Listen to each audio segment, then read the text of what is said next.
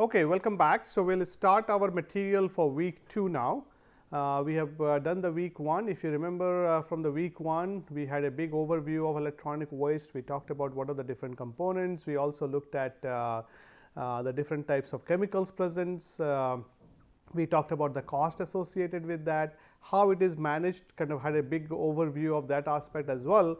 And then we also tried to quantify, say if you have to quantify the amount of e-waste produced in a one particular city or region, how to go about that. And I showed you an example of Kolkata city in terms of how to estimate how much e-waste will be produced and how much money that can be generated by recycling of those e-waste. So now we'll in this particular week we'll focus on and I hope you had done already the quiz. If you have not done, please do the quiz and submit it on time. And so in this week we will be focusing on looking at the environmental and public health aspect. So as I was telling you the earlier as well, anything we are, especially from the environmental point of view, we are always worried about its impact on the environment, its impact on the soil, water, air, and also impact on the human health. So that's what we are talking about when we say environmental and public health issues. So when we talk about that, so there are different types of we have trace components, we have organic chemicals. In terms of different types of trace material present, we are looking at lead, mercury, and so in terms of the different components, as you can see, we have the inorganic chemicals and we have the organic chemicals. So these are the two broad categories of contaminant. Among the inorganic, we have the lead, mercury, cadmium, beryllium, arsenic, silver, and they are there because they are used for certain applications. They do certain function on different electronics. Even in your cell phone, if you take your mobile phone, if you have a smartphone, just go online and try to find out based on the make and model you have. If you start trying to find out what are the different components present, you may be able to see that still many of the cell phones a little bit of lead there, some mercury is present, cadmium could be there, beryllium, arsenic, silver may be there, may not be there, depends on how much old is your cell phone. And some make has trying to get rid of that and try to introduce other elements in there, which is less environmental impact, less human health impact. Then PCBs, which is polycyclic, this is used a lot in the capacitors, in the transformers and other places. They were used for as a flame retardants as well. The other flame retardants are also there. So there are a lot of different different chemicals which is used in different types of electronics industry, and then these chemicals, they do a certain function, but at the same time they also lead to environmental impact or impact in terms of human health. So we have certain toxicity concern in terms of different types of elements present from the periodic table. So as you can see, lead is the number one cause of concern in terms of when we look at the e-waste. Lead from the periodic table, if you remember, lead is present. We have lead right over there. It's one of the heavy metals. Lead is used in printed wire board. That's where we see a lot, and CRTs, cathode ray tubes. So this is your when you do the soldering iron, this is kind of a zoomed image of a solder on a particular printed wire board. So you see the printed wire board here. So these are small solders that has been zoomed in here and kind of showed a zoomed image of that. So that's where the sources of lead are. That's where the lead is being used in electronic industry. So lead is there, and lead-based solder, even if you have done a small science project in your high school, or if your first year electronics project, maybe you have done some soldering on certain you made some call bell or any small toys, even if you made, you will be using those lead-based solder. And so that's what so that's where the lead is coming from in the electronics. For the CRTs, the lead is also used as a layer to protect the harmful ray from coming to us in terms of impacting our health. I think we'll look at it as, yeah, here it is. So in terms of the CRTs, now we are phasing out CRT. You don't see these type of monitors even in for the computers, and also you don't see these type of monitors in your home. So the newer that flat panel, probably that flat panel computer monitor or flat panel TVs, it still have little bit of lead, but the amount of lead has gone down. So that's but still we use a layer of lead, as you can see over here, as you can look at this particular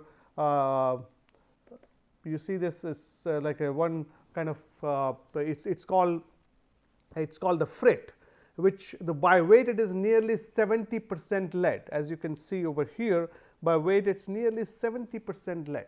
The newer one is much less, but in the disposal stream still we see a lot of CRTs coming out. So the CRTs do show up in the disposal stream. That's where we still see a lot of lead showing up. Then we have in the funnel we have 24% lead, in the neck we have 30% lead, and these are all by weight. So these are all by weight. So we in the face we have 0 to 3% lead. So why this lead is there? Because it helps in keeping the harmful rays away, and so that the harmful rays don't impact our health when you are using these TVs or computer monitors. So that's the reason why it is there. And so that's in terms of and then if you look at the monochrome CRTs, we don't have in the monochrome, again we have the neck, funnel, and the face where you see these things are being used. So not only lead, there are other solders also present, other elements, other metals are also present in solders. So here, as you can see, the different types of example, we have tin lead solder, which is the most common solder, is still used in many parts of the world. Some countries have banned this use of lead based solder, and they have tried to go for these alternative ones. So when we go for alternative ones, of course any product that you have, it has a certain intended function, isn't it? So it has to do the function. So this soldering, what did they do? All these different chips which is there on your printed wire board, so they put these chips in position, and then you solder it. So and it keeps it in the position. So this new soldering complexes should be able to do that as well. Since lead and zinc used to do that work very nicely, it's easily available, easy to work with, that's why they were popular. Now when we learned that lead is not good for health, we are trying to replace lead with other material. So these are some of the other alternatives. So what are those? We have some tin copper, which is essentially a lot of tin, a little bit of like a 99.99% tin, and then 0.8% copper, 99.2% actually. Then you have tin silver copper, bismuth tin and silver, tin silver bismuth copper. So there are different options are there, and based on their cost and other stuff, of course we know silver is costly, and copper also has certain price. So we have to compare to other elements which is listed here. So we can use some of these elements in terms of replacing lead. But they also have, for example, silver or bismuth, they also have certain like a toxicity values. So we have to make sure whenever we are substituting one element with the other element, it is always we need to ensure that the other element should not cause another problem. So it should not become that one problem is solved but the other problem got started. So many times it does happen that way, because we don't look at things in a systems perspective, we look things in a silos perspective. When we say silos, we are actually looking at one compartment at a time. One example I would tell you that if you have for example in the water treatment plant, we brought down our arsenic standard from 50 micrograms per liter to 10 micrograms per liter. Now 10 micrograms per liter, if the arsenic has to be removed, it doesn't going to disappear. It is going to stay somewhere. So where it will be? It will be in the sludge. So the drinking water sludge that is produced will have more arsenic now, because we are removing this arsenic from the water phase. So it will be in the solid phase. And now that arsenic bearing sludge, if not managed properly, if it just dumped on the side of a lake or dumped on the side of any surface water or put it in a dump site, so what we are doing, we are actually, what we did, that arsenic problem from the drinking water, we made it a solid waste problem. And over time it will become leaching of arsenic from there, and it will go to lake and other places and contaminate the surface water and potentially groundwater as well. So we have to manage that arsenic bearing sludge properly. If we don't do that part of the job, just focus on the water treatment part, actually we are not really solving the problem 100%. we are just making one problem go away by creating another problem. So, we have to make sure the other problem also addressed. So, here again when we are getting rid of lead and using these other elements, we need to make sure that other elements also should not have leaching and other impact in a high concentration enough to become toxic, because they also have certain toxicity values. So, being said that, so these are but there are different we do have different elements present there. So, and why they are there, I just tried to mention that earlier, that they are there because they do certain function. So, for example, arsenic is used in semiconductors, antimony you will use in soldered CRT glass, cadmium plated contacts and switches, plastics, batteries, nickel cadmium batteries. Cadmium is used a lot in the batteries. We have mercury, which is used as lightning switches and relays. Beryllium is used in the motherboard. It also used as a heat sink, because when things started heating up, beryllium acts as a heat sink to keep the heat away. So, that's okay.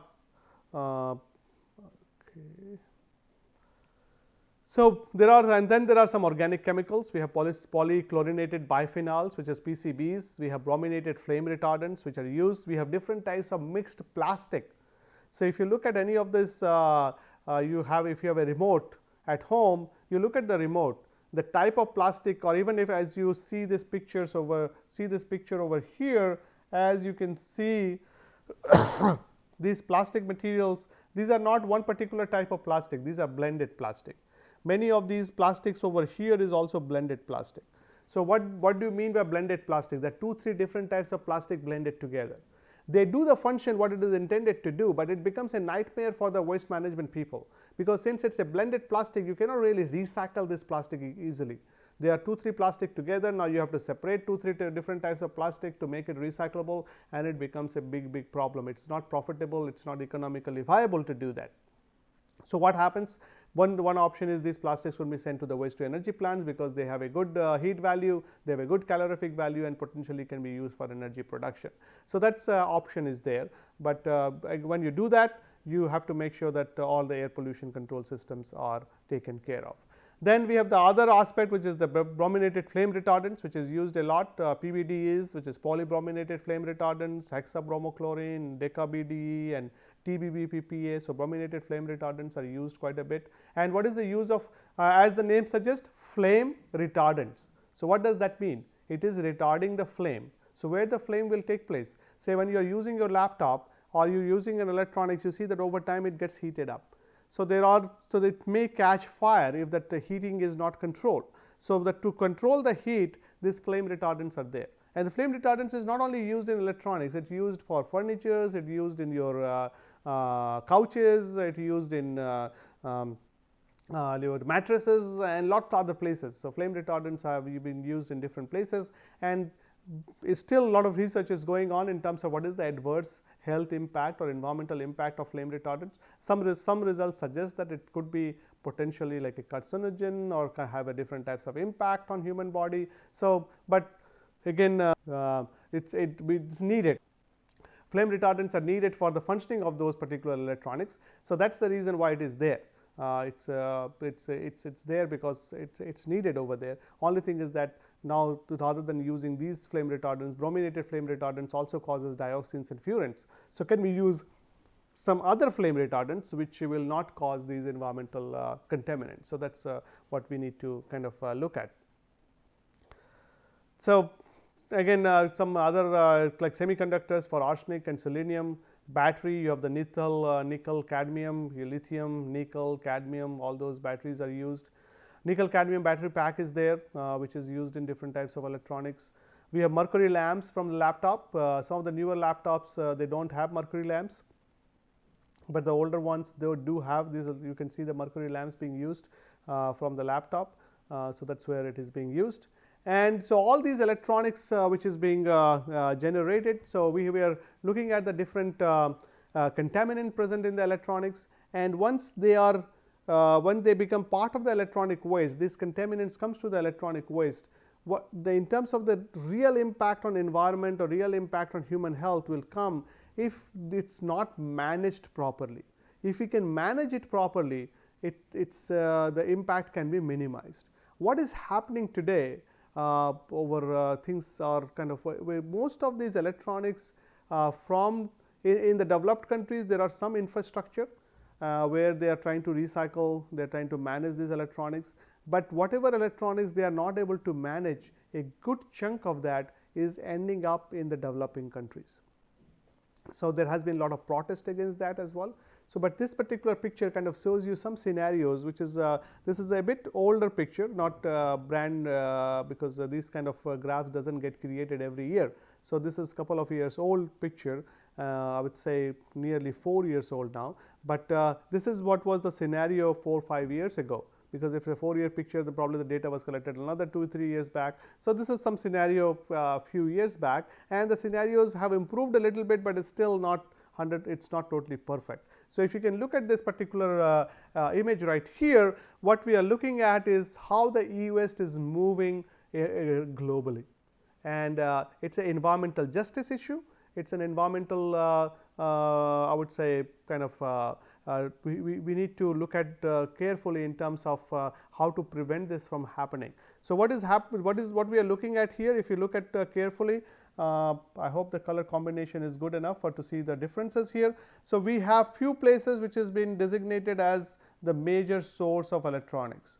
So, we have European Union, US, South Korea, Japan, Australia. So, these are the known sources of the e-waste produced. Now, the red dots and the dots and the size of the dot, bigger the size dot means bigger amount of waste is being produced, and then the red dots are the ones where the waste are being handled. So, as you can see, most of the red dots, where you see the red dots are being where the waste is being managed, and so as you can see, the waste is traveling from US to Africa, also from US to China, and from European Union to India, from US to India, and from even to South American countries, from Australia again to China, and Singapore acts as a hub actually, where it kind of Indonesia, Thailand. So, so most of in terms of the electronic waste that is being produced, again as I said, this data would be 5-6 years old. So, electronic waste, the big hot spots where the electronic waste are being produced is US, European Union, South Korea, Japan, Australia, and those countries. Where they are mostly managed is China, India, Pakistan, Brazil, Mexico, Nigeria, Thailand, Singapore, UAE, Kenya, Tanzania. So, that is where the e-waste is actually traveling. And the problem with this model is, most of these developing countries, although the regulations are in place, there is a e-waste management rules 2016, and in India as well, which was first one came in 2011, which has to be implemented in 2012. So, we do have a new e-waste management rules as well, but the problem is on the implementation side. Is still in Indian context, as I was telling you in the first week, nearly 90% of the waste gets managed in the informal sector. So, think about that, our waste stream is increasing, and at the same time we are getting the waste from abroad, and it is creating more and more problem of in terms of the environment and human health impact. So, there is a that problem needs to stop, like where the waste needs to be managed. What happens in many times actually, the waste when it gets sent over to these countries, they are not sent as a waste. They are sent as old computers for donations, old computers for this and that, and by the time it comes here, most of it, nearly half of it will be dead on arrival. So, it becomes a waste over here, and of course, it's not that one way stuff things. We have people in these countries who want this waste to come, because they kind of make a living out of that. So, but there is a lot of adverse environmental and human health impact. Now, if you look at in terms of how the waste is being produced, and this was an estimate done again nearly I think 2010. So, it was an estimate done that by 2030 how the e-waste production will change. So, as you can if you can see over here, the take home message from this particular graph would be, if you look at developing countries and developed countries. So, things at the bottom is your developed where you see the cross, these are your developing countries at the bottom. So, here to start with, we have the developing country data at the bottom, and then we have the developed country data on top here.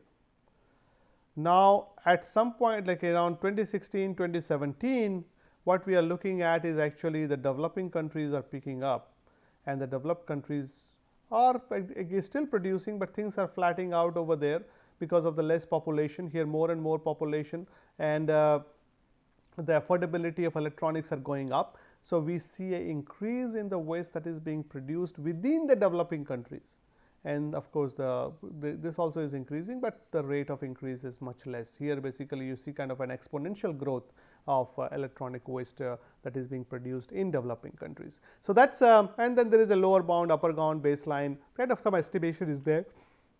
So, as you can see that as of today, the e-waste that is being produced in developing countries is actually getting higher than the developed countries. And then on top of that, if we start getting the e-waste from developed countries to the developing country, that becomes a nightmare in terms of managing those.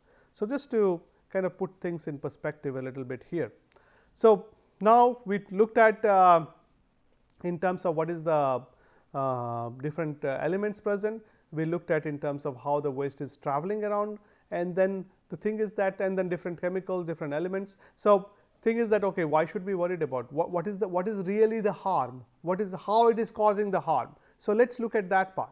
So, in terms of causing the harm, it will be through the exposure routes, how things are, the different elements are how our body gets exposed to these contaminants. So, either through lungs, which is inhalation of dust, metal fumes and vapors while the e-waste is being produced, e-waste is being processed, or through skin, which is through contact with dust, or mouth by ingestion. Like if you could get a contaminated soil or contaminated food or something, contaminated water, and that is how you get exposed. So, it is through inhalation, dermal and ingestion. So, those are the three major ways of any contaminant where we get the exposure from. So, if you look at in terms of the health hazard from these exposure from the electronics. So, if you say these are the different electronic products, it is we are showing you here the different electronic products. Now, if you have some the way it is being managed in terms of the end of life management, there is a informal recycling, burning, things are being not done properly. So, what it is doing, it is liquid is releasing to the water and the ground. There could be some uptake by the aquatic organisms in those water. Now, the aquatic organism will go to the aquatic food. From the aquatic food, it will come to human food, because fish and all that. So, we are a part of that food chain as well. Then if it goes to the, it can to the land, it can go to the animal product, then it can impact the crop, can impact the drinking water, can have a direct exposure too. And then if you are doing a burning of that, open burning, so things could be through inhalation, that will be lungs getting affected. And so, those are all how things will get human exposure pathway, that what you will see in terms of the health hazard. Now, elements that you already kind of looked at, here is a brief summary of the different stuff in there. I will not read all that, but this again this slides will be available for you to read. Here, what are that we are looking at selenium, where leads to certain hair loss and other stuff, nail brittleness, beryllium, which is breathing difficulties, chest pain, mercury, central nervous system, kidney, chromium 6, DNA damage, arsenic, lung cancer, we already TCE, kidney and liver damage, lead exposure, brain damage, nervous system damage, PVC, which is due to burning, it produces large amount of HCl, which causes respiratory problem. Then we have barium, exposure may lead to brain swelling, muscle weakness, BFR, brominated flame retardant, suspected to hormonal interference of reproductive system, PCBs, reproductive damage, liver damage, dioxin furan, skin disorder, liver problem, immune order, cadmium, which leads to kidney. So, as you can see, all these are different electronics that we use has certain negative impact on our health. So, if the electronics is not managed in a proper way, if it gets into our water, air and soil, it will lead to our health hazards. So, that is what we were trying to stress upon on this particular slide. So, potential exposure media, air, soil dust, water, sediments, biota, food, we already kind of looked at in the previous slide. There is a list of 20 top hazardous substances. They are not the priority list of hazardous substances. This list is revised every 2 years. to look at. And the amount of stuff that we looked at right now, as you will see, most of it will just go in a minute. Why they are listed? Because they pose the most significant potential threat to human health based on known or suspected toxicity, and can be there if it's there on the list. We are trying, it's a high frequency occurrence and potential for human exposure, even if it is not among the most toxic substance. In terms of what can cause more harm, so these are the amount different elements listed on that particular list. And if you remember from the couple of slides back, many of these also show up in that particular slide. So arsenic, lead, mercury, even PCBs, cadmium. We talked about our different chromium, hexavalent chromium. So all these different stuff that show up on those e-waste list. This is not only related to e-waste. This list is general, can be from different hazardous waste, but e-waste also has several of these stuff present. That's the reason why we are worried about that e-waste management. And I already showed you in a big picture in terms of its human health impact. So that now we'll try to look at individually some of these metals a little bit in detail. So arsenic, beryllium, cadmium, chromium, mercury, lead, and nickel. So we'll try to, so they are all heavy metals. Probably heavy metal high atomic weight with a specific gravity exceeds the specific gravity of water by 5 or more at 4 degrees centigrade. So some of these, just a recap for you. I would like you to, arsenic depends on the different chemical form. There in the gold, refining of gold used in pesticides. When exposure can come from ingestion and inhalation. Now we have 10 micrograms per liter as the standard. This standard has been lowered. We know that it causes all different types of stuff. Again, I'm not going to read these stuff. You just for your information, you can. I will provide you this document as a reading material as well. So just read that again to find out why we should be worried about arsenic, especially from the e-waste perspective. Obviously, it has certain environmental impact, and we do see a acute poisoning exposure from arsenic from a few minutes to approximately 1 hour. If you have a long term exposure, you can reduce cognitive functioning, mimicking of chronic disease symptom is there.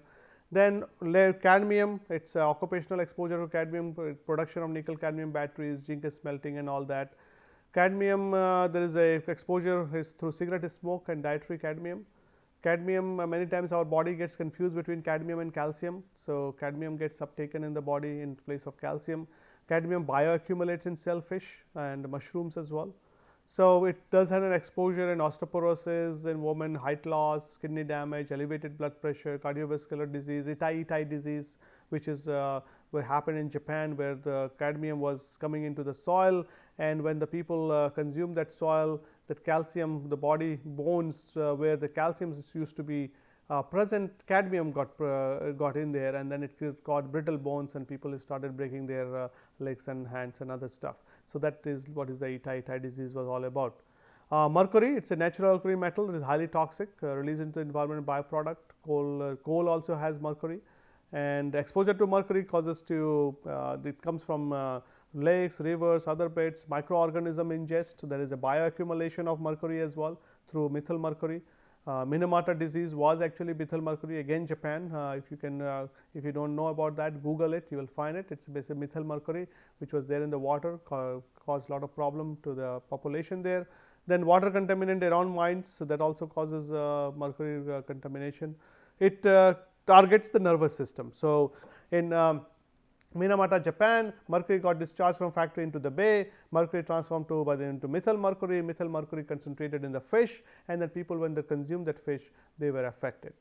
So there could be spilled liquid mercury, naturally a liquid at room temperature. So so vapor pressure at room temperature produces concentration in excess of exposure limit. So we will actually, what we'll do is we'll also give you a reading material which talks about a little bit of this basic chemistry stuff, so that you can read that material to get some idea about the different chemistry stuff, because some of the stuff that we talk about, like vapor pressure, vapor density, and all those kind of, you have already read that, but you may not remember it. So that will be a quick recap, and we'll try to post that particular material for you. So inhalation, skin absorption, ingestion, those things are there. Cleanup is costly for mercury. Then we have other elements present. So let's stop in terms of where from at the Mercury, and then we'll continue this discussion in the next video. So what we are being, say, if you for any lecture video, say we'll try to summarize towards the end, as you may have seen in the previous one as well, the previous week as well. So in this video we started with looking at the environmental and public health impacts. So we talked about what are the different elements, what are different chemicals present, and what are the different negative impact associated with that, where they are in the electronics, how it is being used in the electronics. Then we had a nice summary slide where we showed you how the different exposure scenarios, and at the same time what are the different impact that will come on the body from some of these contaminants. Then for each individually, so for some of the contaminant we are going into a little bit detail to give you some more idea, and then we'll carry our discussion further in this particular aspect. So I hope you are enjoying the course so far. Again, any question, feel free to put on the discussion forum. We'll be more than happy to answer you. Do your homework, read the material, and do the quizzes on time. And of course, if you are, I would like each one of you to take the exam as well, if possible. So thank you, and see you again in the next video.